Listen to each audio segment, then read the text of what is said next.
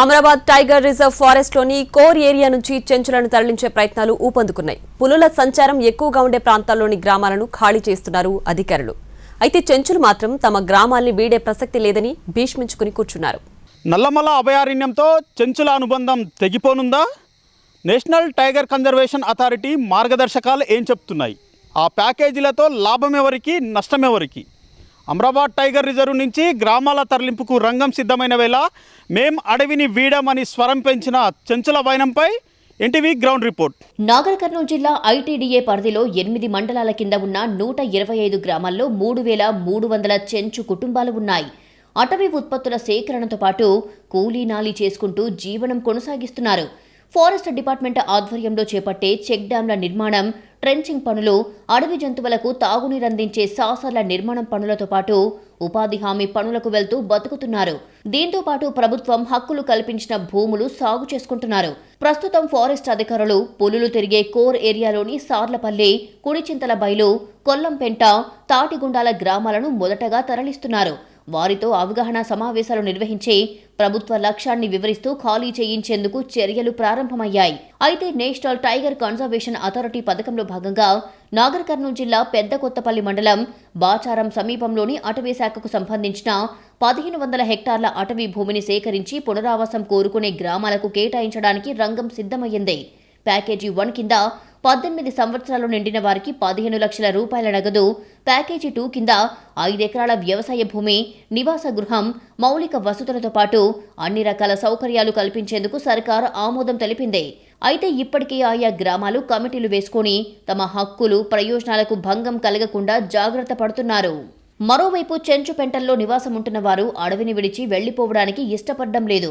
చావైనా బతుకైనా ఈ అడవిలోనే అని తెగేసి చెబుతున్నారు. విద్య, వైద్యం, మౌలిక వసతులు ఇక్కడే కల్పించాలని కోరుతున్నారు. అడవి ఆధారంగా బతుకుతున్న తాము మైదాన ప్రాంతాలకు వెళ్తే ట్రైబల్ కోటాలో పొందే ప్రయోజనాలు దక్కకుండా పోతాయని చెప్పుకొస్తున్నారు. మమ్మల్ని వెళ్ళిపోమని చాలా టార్చర్ చేస్తుర్రు, చాలా ఇబ్బందులు పెడుతుర్రు. అయినప్పటికీ మేము వెళ్ళిపోమని మేము ఒక నిర్ణయం తీసుకున్నాము. మేము ఇక్కడి నుంచి కదలమంటే కదలము. ఏ అధికారి వచ్చినా, ఎవరు వచ్చినా మేము కదిలేటట్లు లేము. మేము పునాది వేసి తాత ముత్తాతలు వేసిన పునాదులు మేము కదిలించాలంటే మేము వెళ్ళిపోలేము. మేమైతే మా ఊరు విడిపించి మా అడవి విడిపించి మేము పుట్టింది ఇక్కడనే, పెరిగింది ఇక్కడనే, చచ్చేది కూడా ఇక్కడనే. ఇవాళ కొత్తగా వచ్చి ఎవరో వచ్చి ఎలుగులు పెద్ద పూళ్ళు చంపుతాయి, పెద్ద పూళ్ళని ఇడుస్తామంటే మేమేందుకు కదురుతాం సార్? మేము పోము. మేము దాంట్లోనే దోస్తుగా ఉండి పని చేసుకుంటాం. అవి మేము కలిసి బతుకుతాం. మేమైతే పోము సార్. ఓటవర్ల పల్లి ఇడిపించి ఎవరో మొన్న వచ్చిన వాళ్ళు నేను ఊరు పుట్టినప్పుడు రాలే, వాళ్ళు మధ్యలో వచ్చినారు, మెద్దలాటే వెళ్ళిపోతారు. మేము ఊరు పుట్టినప్పుడు సంది మేము ఇక్కడ తాత ముత్తాతల కాడ నుంచి ఇక్కడనే ఉండం. మేము మధ్యలో పోమంటే మేము ఎక్కడ పోవాలి సార్? మరోవైపు అమరాబాద్ టైగర్ రిజర్వ్ ప్రాంతంలో ఉంటున్న ఇతర కులాలకు చెందిన వారు కేంద్రం కల్పిస్తున్న ఎన్టీసీఏ పథకంలో భాగంగా పునరావాసానికే మొగ్గు చూపుతున్నారు. అనాదిగా నల్లమల అడవిని నమ్ముకొని జీవనం సాగిస్తున్న తమకు ఈ ప్రాంతంలో సరైన విద్య, వైద్య సౌకర్యాలు లేవంటున్నారు. అడవి జంతువులు పంటల్ని సర్వనాశనం చేస్తున్నాయని అంటున్నారు. చెంచు వర్గాలకు మాదిరిగా తమకు భూములపై హక్కు కూడా దక్కడం లేదని చెబుతున్నారు. ఇక్కడ బతుకు తెరు లేదు, మాకు పిల్లలు జిల్లలకు భూమి లేదు, జాగా లేదు. అక్కడ వెళ్ళిపోతే ఇస్తామన్నారు ఫారెస్ట్ వాళ్ళు. ఇంకా ఆడిపోయినా బతామని అనుకున్నాం సార్. పోతున్నాం. ముత్తాతల నుండి ఇక్కడే జీవించారు. మా తాత జీవితం ఇక్కడనే అయిపోయింది. మా నాన్న కూడా అలాగనే వ్యవసాయం మీద ఆధారపడి ఇక్కడనే చనిపోయారు. ఇప్పుడు నేను ఉంటే కొంత సగం చదువులు చదివి ఇక్కడనే ఉంటున్నా. నా పిల్లల పరిస్థితి కూడా ఇదే అవుతుంది. ఇక్కడే ఉంటే మైదాన ప్రాంతాలకు వెళ్తే పిల్లలన్నా బాగుపడతారు. చదువులు, వైద్యం అన్నిటికన్నీ మేలు జరుగుతుంది. రోడ్డు మీద ఉంటాం, జిల్లాకు దగ్గరలో ఉంటాం. 5 ఎకరాల పట్టా ఉంటుంది. పట్టా ఉంటే మాకు వాల్యూ ఉంటుంది. ఇక్కడ ఉంటే పట్టా లేదు. ఇక్కడ భూములను చూసి పిల్లలను కూడా ఇస్తలేరు. పెళ్లి చేసుకోవాలంటే అడవిలో ఏం సాగుతారు? మీకు భూమి ఉన్నది, దానికి వాల్యూ లేదు. ఇప్పటికే 4 గ్రామాల పరిధిలోని కొందరు పునరావాసానికి ముందుకు రాగా ఒక్క చెంచులు మాత్రం వ్యతిరేకిస్తున్నారు. అడవిని విడిచి వెళ్లేది లేదని అంటున్నారు. ఇక్కడ పులి ఉండాలి, పులితో పాటు మేము కూడా బతుకుతాము. ఇక్కడ మాకు సంబంధించినటువంటి సంస్కృతి, సాంప్రదాయాలు, జీవనోపాధి, ఇంకోటి జీవ వైవిధ్యము, ఇలాంటివన్నీ ఇక్కడనే ఉన్నాయి. ఇక్కడనే మా జీవితం అంతా ముడిపడి ఉన్నది. ఎందుకంటే బయట ప్రాంతాలకు పోతే, బాచారం దగ్గరకు పోతే ఆ చుట్టుపక్కల అందరూ అభివృద్ధిలో కూడా లేరు. వాళ్ళు కూడా చాలా ఇబ్బందులలో ఉన్నారు. ఇంకోటి మాకు ఉన్న చోటనే జీవ వైవిధ్యం కావచ్చు, ఇలాంటివి రకరకాలవి అన్నీ ఇక్కడనే కల్పించాలి.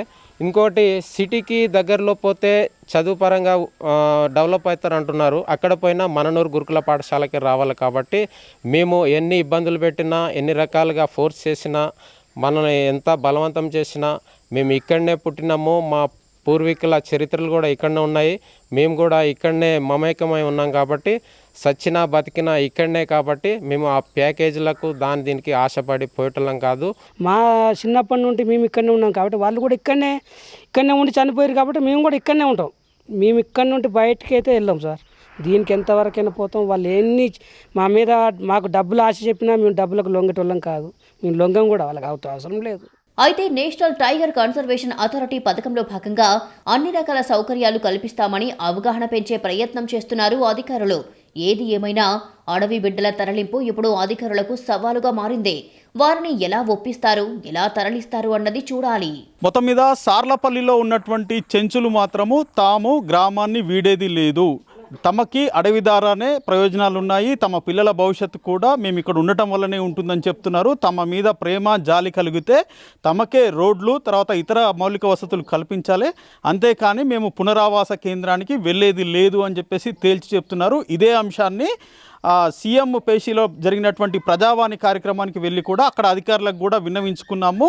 సో అడవితో మాకున్నటువంటి అనుబంధాన్ని తెంచొద్దు, మా సంస్కృతి సాంప్రదాయాలను కాలరాయొద్దు అని చెప్పేసి వాళ్ళు స్పష్టం చేస్తున్నటువంటి పరిస్థితి.